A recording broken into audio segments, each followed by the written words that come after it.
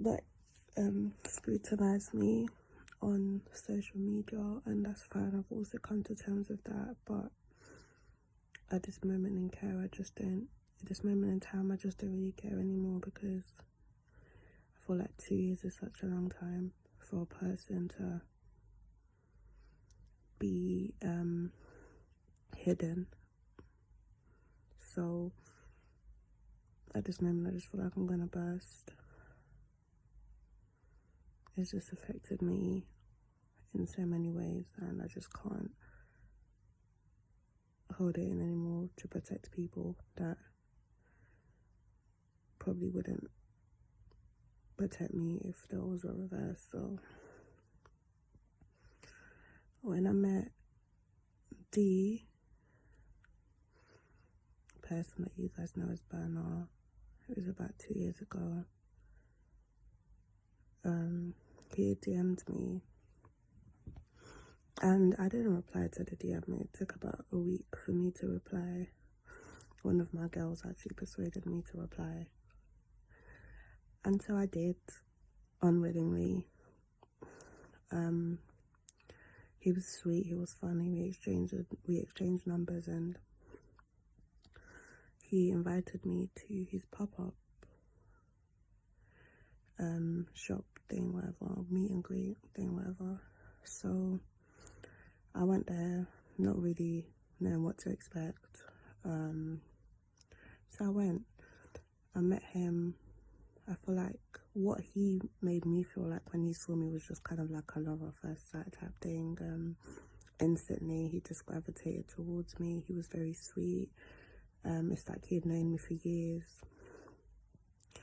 And although I liked that, I was very hesitant because I've kind of vowed to never date anyone in the industry. So I kind of just took it all with a pinch of salt, and yeah. So over the next week or two, I started to fall for him as well, simply because for the first time I met someone whose words actually matched their actions. So not only would he tell me like he loved me and other personal things, he actually showed me, this is somebody that always wanted me around. This is somebody who I basically moved in. I was staying at his weeks at a time. I wasn't going home to my parents. And he just never wanted me to not be there. He was always so affectionate, so loving, so caring. Always wanted me to be comfortable. He wanted me to follow him everywhere. I was with him at all his shows. Just everywhere he went, I was basically just there with him. And I liked that, because for the first time I felt somebody needed me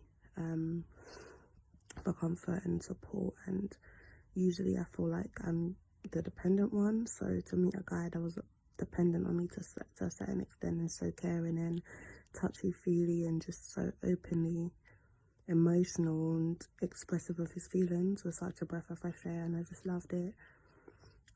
Started to fall for him. Like I said, he was falling for me from what he was showing me, and you know, we loved each other, whatever. Things were great up until November. I think he had to go to Nige because obviously Christmas season is quite busy, so he had a lot of shows to do and stuff. So I remember the last night I saw him before he left, I was crying. He wiped the tears off my face, and he just told me how he loved me and then that he'll be back. So I was happy with that. I had like a bittersweet feeling, and my heart sunk because I just kind of knew that from that moment on things wouldn't be the same. I don't know why I thought that, but I did. But I just said, you know what, it's cool, whatever God wants done, so it will be. So he went back to Nige, and I think I just kind of moved back home type thing. But we'd always stay in contact. He'd call me every day, he'd message me every day, always on FaceTime. It was fine. Like, he was keeping to his word, which was nice. But randomly, I couldn't get in contact with him. I think it got to like mid-December or something. I couldn't get in contact with him. I was starting to get worried.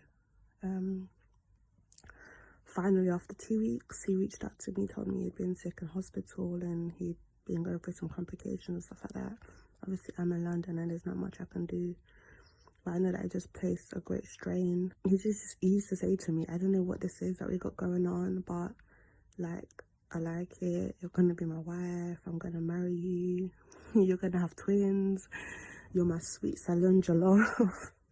That's what he used to call me, and it just, you know, he made me feel special. So obviously,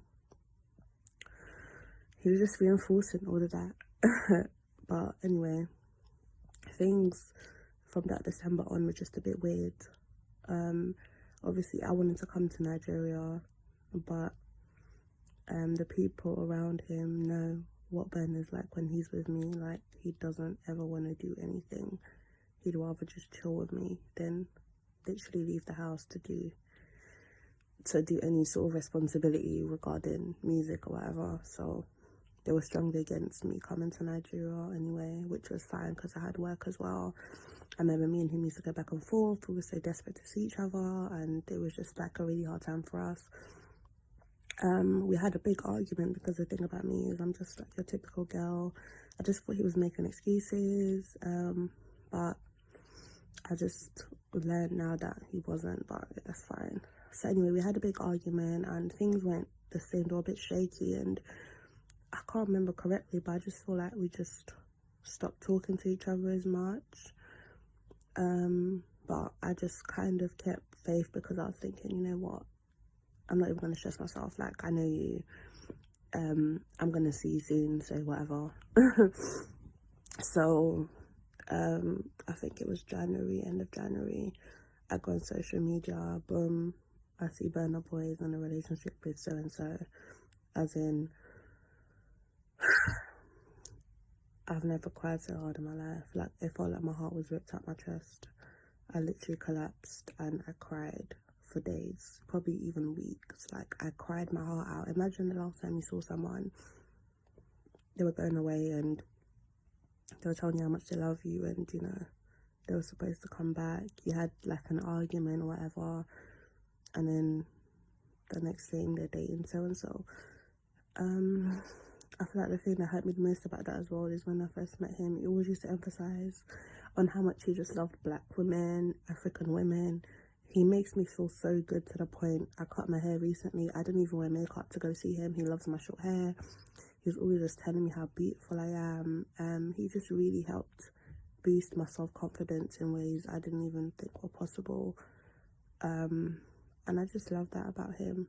He just saw me for me, and he just loved me naturally, and I just have never had that before. So it's just, anyway, so yeah, I found out he was in a relationship with so-and-so.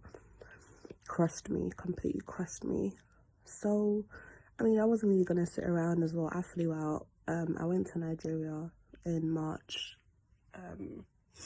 Obviously I think he was back in Nigeria by that time as well, so obviously we were still in contact with each other. Like, he'd be messaging me and obviously I'd be giving attitude and whatever.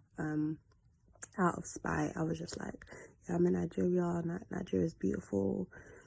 And I was like, well, like, D, I waited for you for 3 months.